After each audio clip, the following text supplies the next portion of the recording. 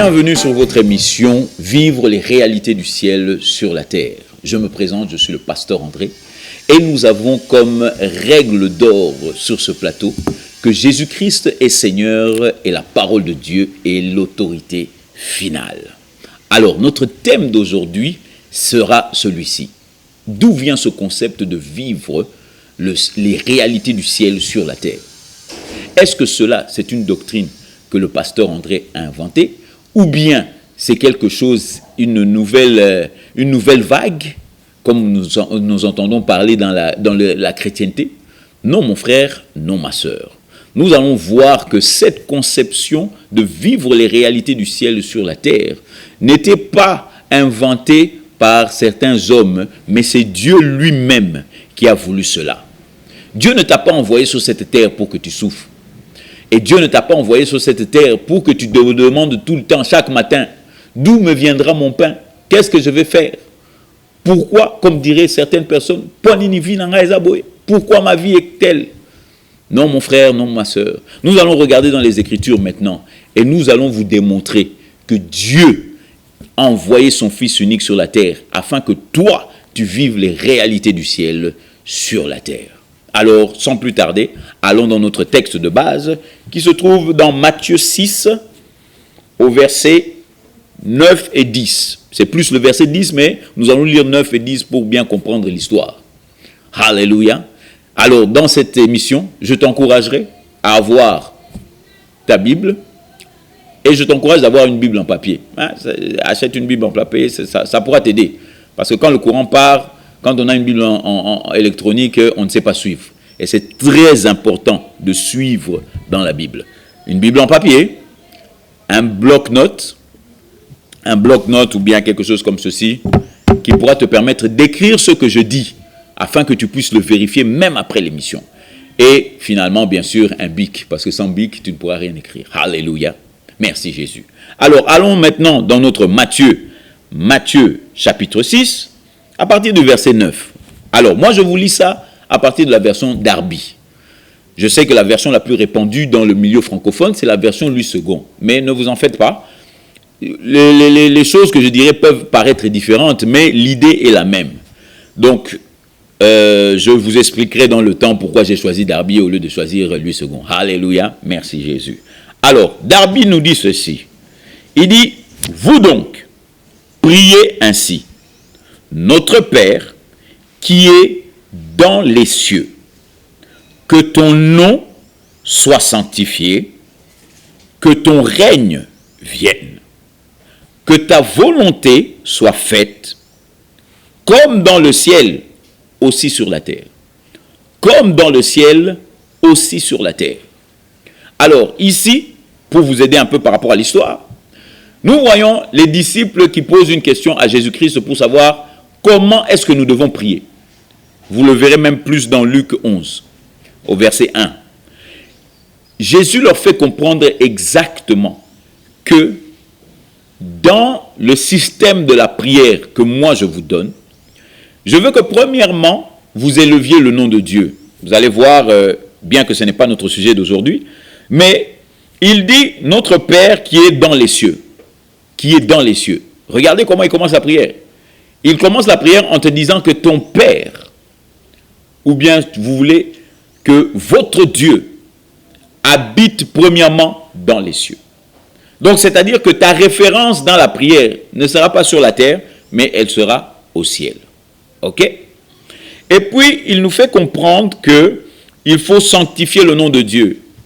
Alors, quand on parle de sanctification, ces jours-ci, ça me fait rire au 21e siècle, quand on parle de sanctification, les gens pensent à enlever les péchés. Mais alors, Jésus-Christ, qu'est-ce qu'il est en train de dire? Que ton nom soit sanctifié. Pourquoi? Parce que Dieu, il a des péchés, il a des masoumout, poto, topetolisango. Non. Que ton nom soit sanctifié, le mot sanctifié veut dire que ton nom soit mis à part. Les Anglais ont une expression en disant que ça, c'est une taille au-dessus de toutes les autres tailles. C'est ça l'esprit que Jésus est en train de dire ici. Il dit, prends le nom de Jésus, prends le nom de Dieu et mets-le au-dessus de tous les autres noms. Et puis après, il nous dit, regardez bien, il nous dit que ta volonté soit faite sur la terre comme au ciel. Il dit que ton règne vienne. Comme on dit dans ma langue, Bokondinayo Eya. C'est-à-dire que ta méthode, les réalités qui sont dans le ciel, qu'elles viennent maintenant sur la terre. Et cela est très intéressant. Pourquoi? Parce que c'est Jésus-Christ qui parle. Ce n'est pas « oh, prophète tel », non. C'est Jésus-Christ. Et la Bible nous dit dans les Hébreux que Jésus-Christ était la représentation parfaite de Dieu. C'est-à-dire que la plénitude de Dieu se trouvait au-dedans de lui. Alors si tu recherches la volonté de Dieu, il n'y a pas meilleure personne que Jésus-Christ pour connaître la volonté de Dieu. Alors Jésus-Christ dit que ta volonté soit faite sur la terre comme au ciel. Sur la terre comme au ciel. Je me rappelle pendant des années, moi je suis né catholique, pendant des années j'ai prié, j'ai fait cette prière, je l'ai répétée. Mes parents me faisaient répéter cette prière, à l'église on nous faisait répéter cette prière. Mais je n'ai jamais su c'était quoi véritablement la définition de ce que Jésus-Christ était en train de dire. Mon frère, ma soeur, que la réalité de Dieu soit ta réalité. C'est ça que Jésus-Christ est en train de dire. Que ton règne, que les choses que tu vives dans le ciel, que toi, mon Père, tu vis dans le ciel, que moi aussi je les vis sur la terre. C'est ça que Jésus-Christ est en train de dire. En d'autres termes, il est en train de dire, je veux que vous viviez les réalités du ciel sur la terre. Que vous viviez sur la terre comme si vous étiez déjà au ciel. Alléluia. N'est-ce pas merveilleux que ta volonté soit faite sur la terre comme au ciel? C'est-à-dire que Dieu n'a jamais prévu que tu vives une réalité différente que celle du ciel. Et regardez-moi cela. La question maintenant, à $1 million, c'est de se poser, est-ce que dans le ciel, il y a la souffrance? Est-ce que dans le ciel, il y a le manque? Est-ce que dans le ciel, il y a des pauvres? Est-ce que dans le ciel, alléluia, il y a un manque d'amour? La Bible dit que Dieu est amour. 1 Jean 4, je crois, le verset 8. La Bible dit que Dieu est amour. Comment ça se fait que, surtout dans mon pays, j'entends toujours, ah, excusez, je vais vous parler dans ma langue, ah, les Congolais, les Congolais n'ont pas d'amour. Mais comment ça se fait? Puisque la Bible dit que tu vives sur la terre comme si tu étais au ciel. En d'autres termes, c'est-à-dire que, comme il y a l'amour au ciel, je veux aussi qu'il y ait l'amour sur la terre. Alléluia.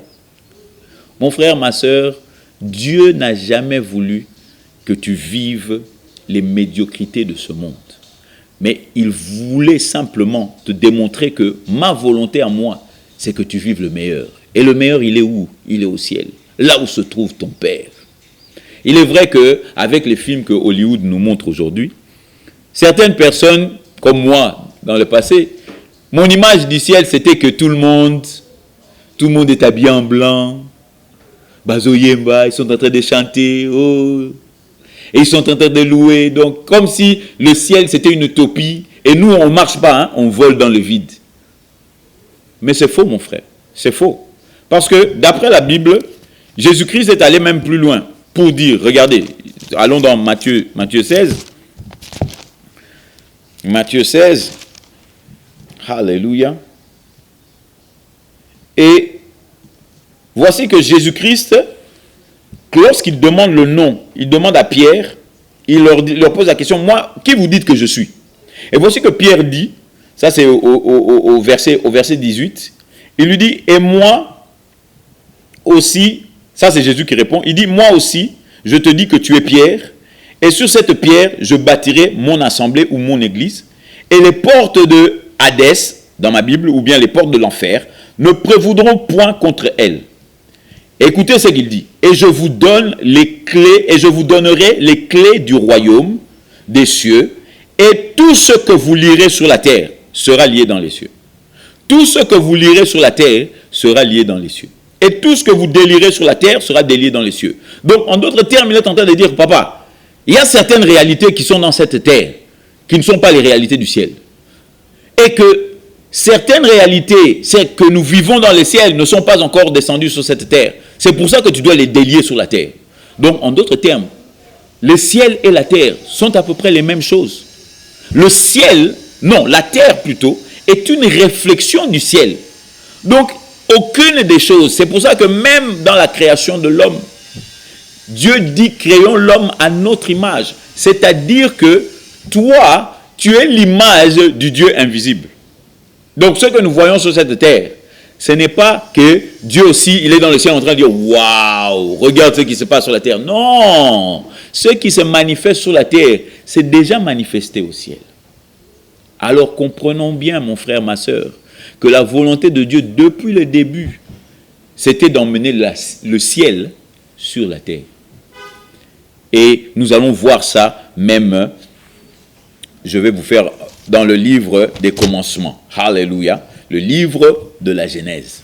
Parce que la Genèse, c'est là où tout a commencé. La Genèse, tout a commencé. Il y a certains chrétiens que je connais aujourd'hui qui ne croient pas au livre de la Genèse. Mais tu es chrétien et tu ne crois pas en la Genèse. Mais ça n'a aucun sens, papa. Ça n'a aucun sens. Parce que même Jésus croyait en la Genèse. Quand on lui a posé la question sur le mariage, qu'est-ce que Jésus-Christ a dit? Il a dit, au commencement, il n'en était pas ainsi. C'est-à-dire que même Jésus croit en la Genèse. Mon frère, ma soeur, si tu te dis être chrétien, tu dois croire en ces livres. Et moi, je vais t'ajouter encore une chose. Si tu veux comprendre Dieu, tu veux comprendre la volonté de Dieu, il n'y a que 2 chapitres dans la Bible qui te permettent de bien connaître la parole de Dieu.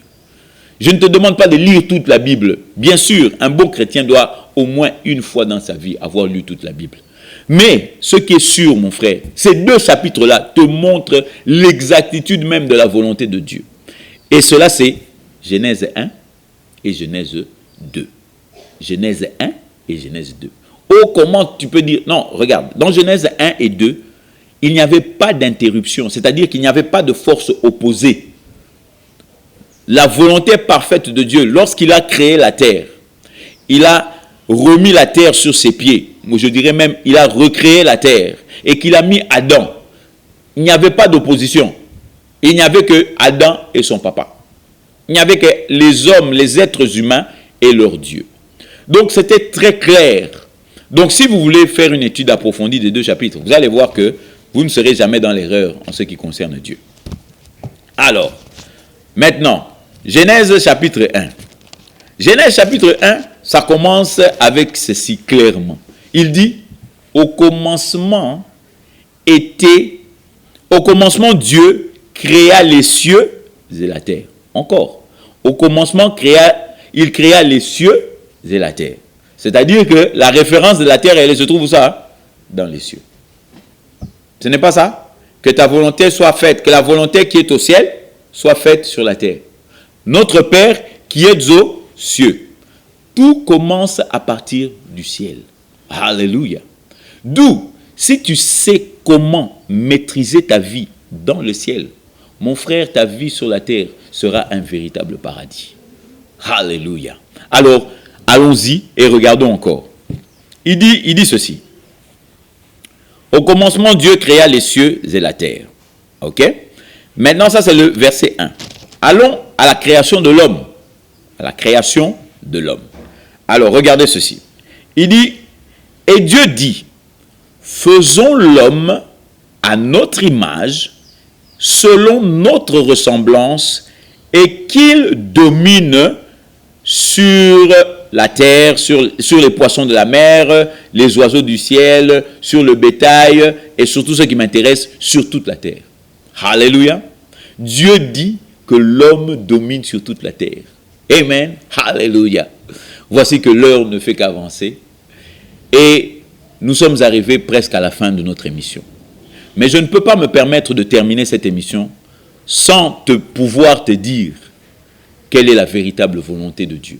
La Bible dit que Dieu a tant aimé le monde qu'il a envoyé son Fils unique, afin que quiconque croit en lui ne périsse point, mais qu'il ait la vie éternelle.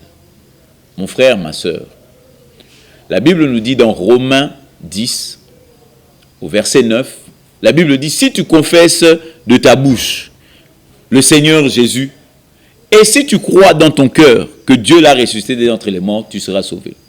Écoute bien, il dit simplement, si tu confesses Jésus comme Seigneur de ta bouche. Je sais bien que vous êtes habitués, qu'on vous dise, oh, il faut tout belamassou munayo. Mais ça, c'est encore un autre débat. Nous allons rentrer dans cela plus tard. Mais ce que la Bible me dit ici, elle me dit, il faut que tu confesses Jésus comme Seigneur. Alléluia. Et que tu croies dans ton cœur qu'il t'a sauvé d'entre les morts. Et ça, c'est très important. Pourquoi? Parce que le verset qui suit nous dit que, car c'est en croyant du cœur qu'on parvient à la justice, et c'est en confessant de la bouche qu'on parvient au salut. C'est-à-dire que c'est ta bouche qui emmène le salut à la réalité. Et c'est ton cœur qui t'emmène à la justification.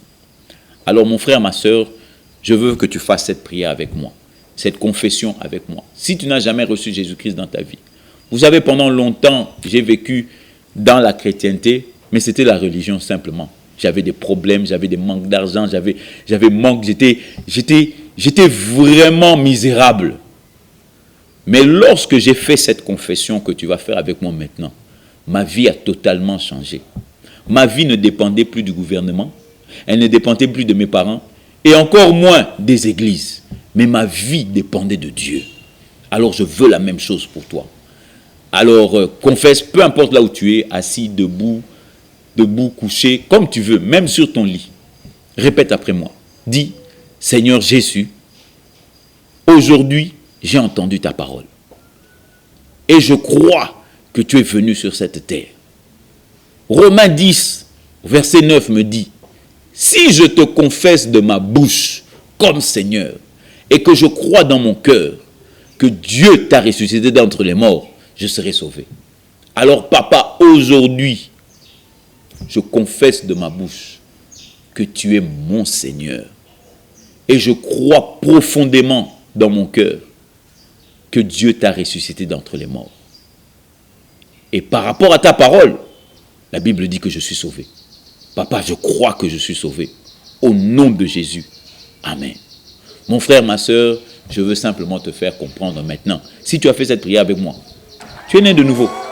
Tu es né de Dieu. Alléluia. Quelle chose merveilleuse. Tu as reçu le plus grand cadeau du ciel. Alors maintenant, ce que je voudrais que tu fasses, c'est que tu joignes une église. Non pas une église où Christ n'est pas vivant, mais une église où Christ est vivant, où la parole de Dieu est prêchée. Afin que tu te fortifies, que tu puisses grandir dans les choses de Dieu et que réellement tu puisses vivre la vie du ciel sur la terre.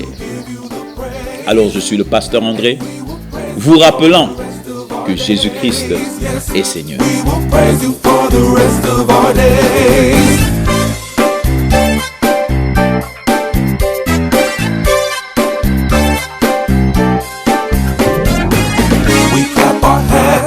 Sanctuary, we clap our hands to give you the glory.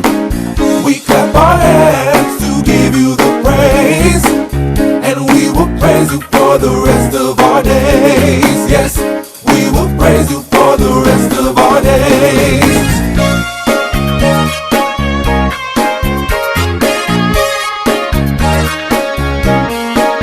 We sing a song